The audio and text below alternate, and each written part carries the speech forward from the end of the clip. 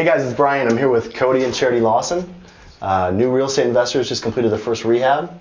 And so guys, you just finished your first rehab. It was a big project. What was the most important thing you learned on your first deal? I would have to say, that we couldn't do it on our own. We had, we went out there and joined the program, had some mentors that kind of guided us and helped us through it. Mm-hmm. Otherwise, I don't think we could have done the project that we just finished without help, for sure. Yeah, and you guys took on a $50,000+ rehab. So you're saying that as things came up, you were able to, get clarification and work through little hitches and things like that. We literally had somebody that could hold our hand if we needed to have that, that emergency moment when we didn't know what to do. They were there to help. Yeah. And then just in general along the way, we had a lot of coaching.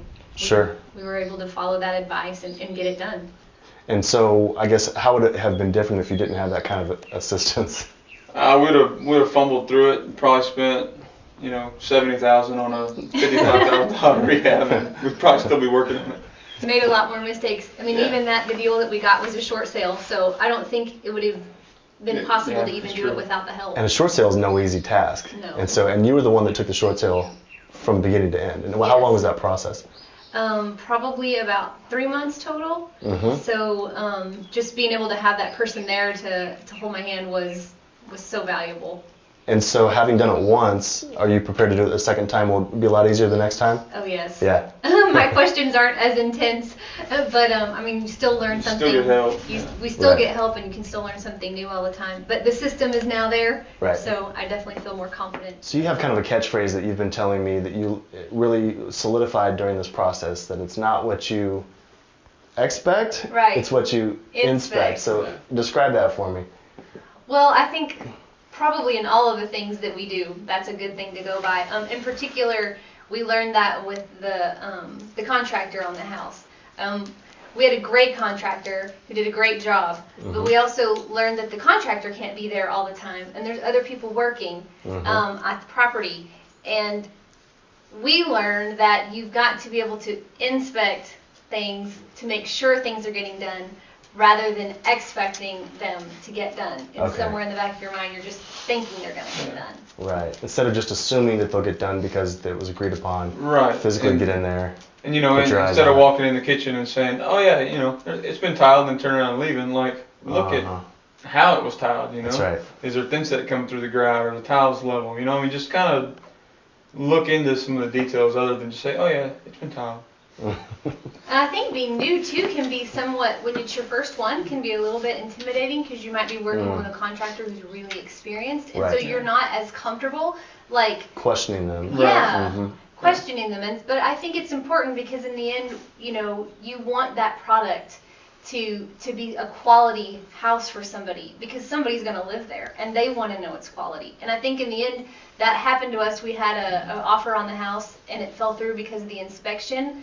And it was just even more drove that home that we've got to be better at inspecting and not to be afraid to do it. So once again, what is the phrase? That it's better to inspect than it is to expect. It's better to inspect than it is to expect. Yeah. All right. And you guys can have that balance, right? Where one's more action-oriented, one's more detail-oriented? Yeah, that's very true. Or if you were doing it on your own, would you have gone forward and just done it, do you think? Oh, heavens no, are you kidding? Right. So I'd have found a job probably by now. So how does the balance work between someone that's more action-oriented and then someone who's going to be able to check the details as you go on?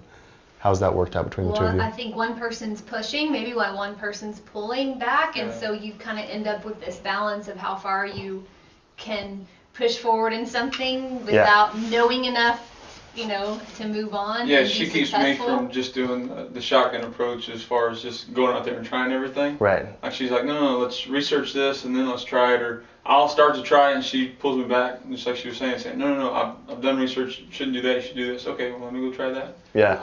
I guess when I coach people, I find there's two different types of people. One is just willing to take the action without thinking about it, and then they get burned because they didn't think about it. And then people that think about it so much they don't take action, and then they get burned because they don't take action. You kind of need a combination of the two, and sometimes when you form a partnership, Yeah, you take the and best that's of both worlds. definitely our two.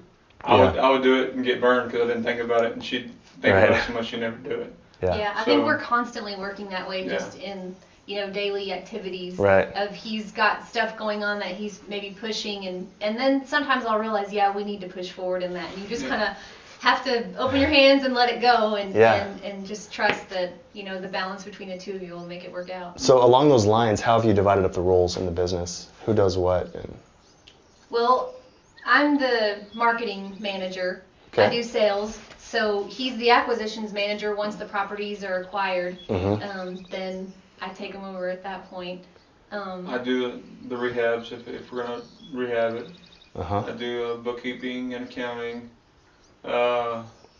Education is both of our jobs that we keep pushing forward in the education area. Right.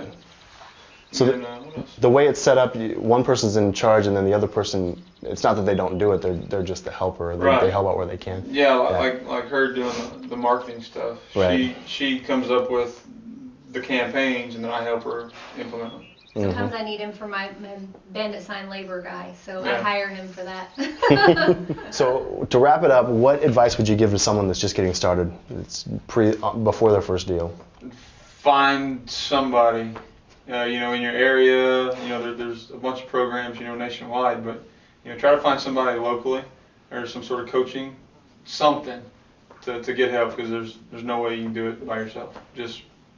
I saw it on TV. So yeah, I can do that. No, you can't. Right. All right, guys. Well, thanks a lot. Thank you. Thank you.